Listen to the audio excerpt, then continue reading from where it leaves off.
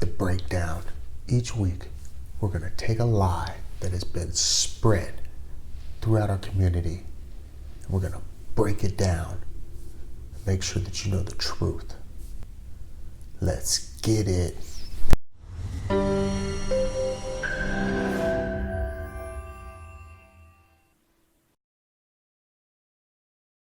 Today's breakdown.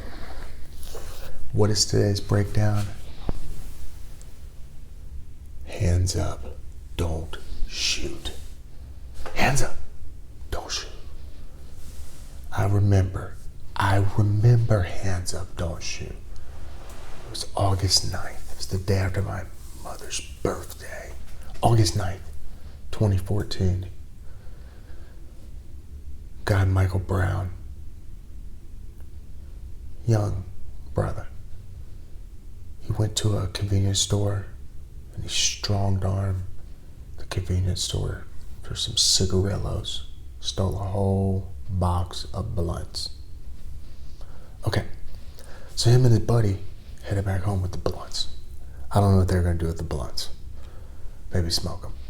So they head back home, and as the story is told by his buddy mostly, they're walking in the middle of the street, and because they're walking in the middle of the street, this police officer, Darren Wilson, what you call him, the cop. So the cop says, "Hey, get out of the street," and then they didn't really listen to him and kind of, disrespected him, and then this big incident happened. And in the course of the incident, at the end, the cop shot Michael Brown, and while Michael Brown just had his hands up, said, "Don't shoot." And the story was, he wasn't complying with the orders. Maybe the cop was saying, "Get on the ground," and he was standing there with his hands up, and then he shot him. Shot him multiple times. That was for sure. Killed him. So there were protests. I mean, I've already alluded to it earlier in the episode. There were protests, there were riots, there were near huge conflicts. I mean, there were just bad stuff going on as a result of this. Black Lives Matter spawned from this. There were other incidents that were in close proximity that really exacerbated the problem, to be honest with you. And some that, to be honest with you, we should have taken on the mantle for those. Not necessarily the same tactics, but rallied behind those a little more. Eric Gardner getting choked to death. Sorry. That guy should have been indicted. The cop should have been indicted. Philandro Castillo getting murdered for absolutely no reason with his kid in the backseat. That cop should have got indicted. Fear for his life. Both on tape. Tamir Rice, 12-year-old in Cleveland. Toy gun. Cop just hops out and shoots him right away.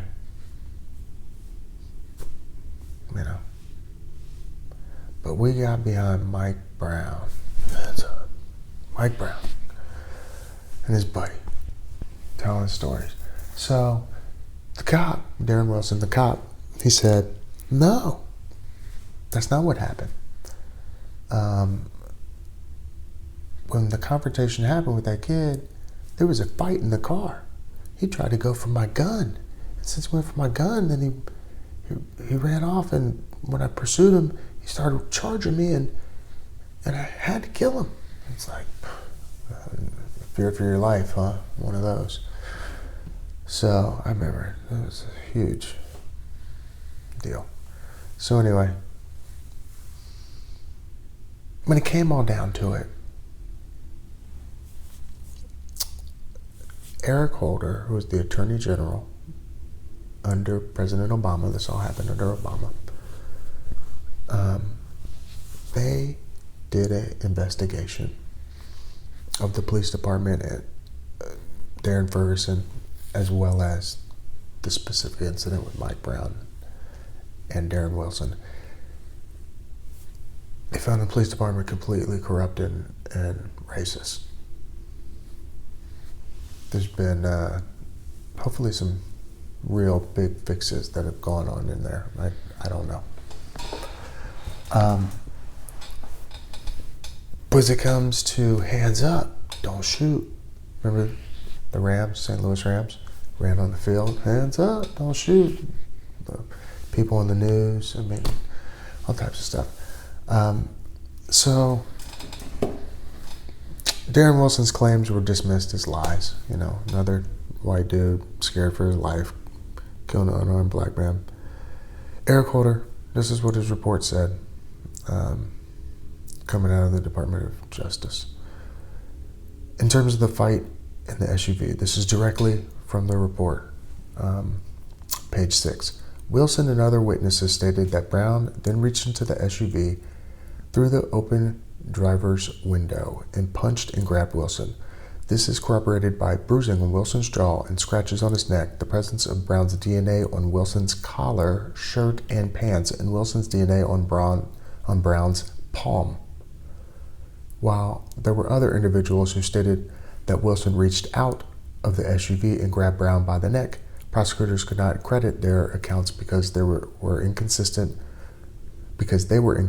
with physical and forensic evidence as detailed throughout this report. So there was a fight. Struggle over the gun, also on page 6. Brown then grabbed the weapon and struggled with Wilson to gain control of it. Wilson fired, striking Brown in the hand. Autopsy results and bullet trajectory, skin from Brown's palm on the outside of the SUV door, as well as Brown's DNA on the inside of the driver's door, corroborate Wilson's account that during the struggle, Brown used his right hand to grab and attempt to control Wilson's gun. According to 3 autopsies, Brown sustained a close-range gunshot wound to the fleshy portion of his right hand at the base of his right thumb. Soot from the muzzle of the gun found embedded in the tissue of this wound, coupled with the something of thermal change from the heat of the muzzle, indicate that Brown's hand was within inches of the muzzle of Wilson's gun when it was fired. Because the story was, you know, he didn't fire the gun in the car. He shot the kid, you know. The location of the recovered bullet in the side panel of the driver's door just above Wilson's lap also corroborates Wilson's account of the struggle over the gun and when the gun was fired, as do witness accounts that Wilson fired at least one shot from inside the SUV. Hands up, don't shoot. Page 8 from the Obama Department of Justice, Eric Holder, page 8, hands up, don't shoot. Although there were several individuals who stated that Brown held his hands up in an unambiguous sign of surrender prior to Wilson shooting him dead, their accounts do not support a prosecution of Wilson. As detailed throughout this report, some of those accounts are inaccurate because they are inconsistent with the physical and forensic evidence. Some of those accounts are materially inconsistent with that witness's own prior statements with no explanation, credible or otherwise, as to why those accounts changed over time. Certain other witnesses who originally stated that Brown had his hands up in surrender recanted their original account, admitting that they did not witness the shooting or parts of it, despite what they initially reported either to federal or local law enforcement or to the media. Prosecutors did not rely on those accounts when making a prosecutive decision.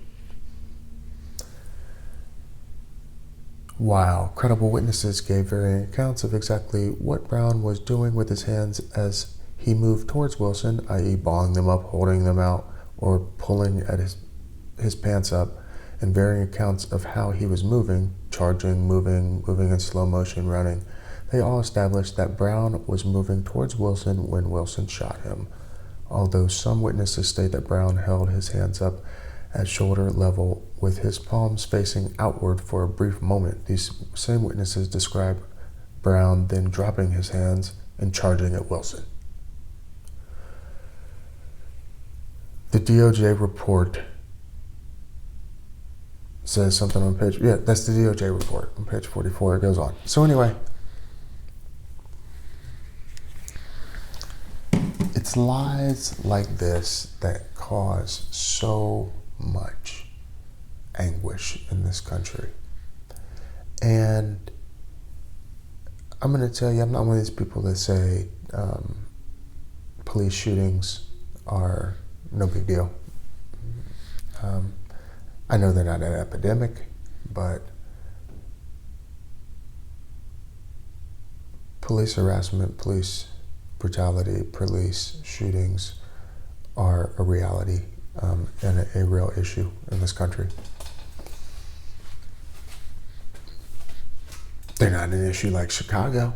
I mean, that's a real issue in our community that we have complete control over.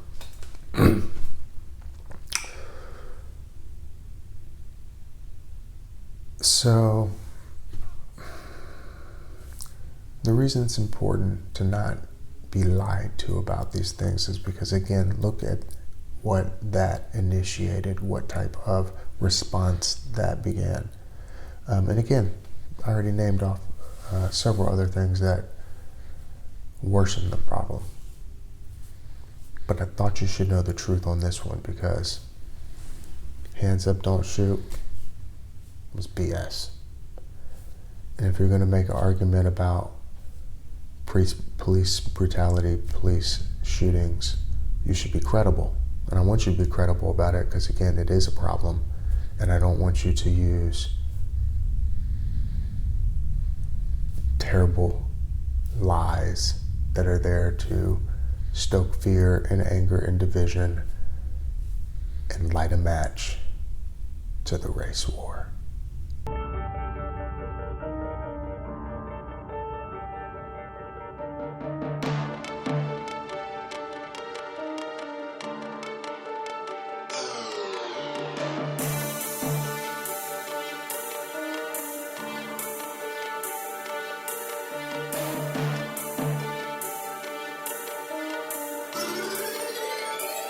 The first casualties of a race war will be a brother in a uniform. Look at the sink and its generals. It's set up so we expendable. First thing is 2-6 control. Remember it's 6 to 1 that you know. If we band together 6 to 4, but we savage and we ready to go. Brother gets killed by the cops, they claim self-defense. But on tape is the real incident. Secret grand jury, no indictment. Feds press civil rights where they know they can't convict, but the cops go to court. All white jury, what they see, what they say.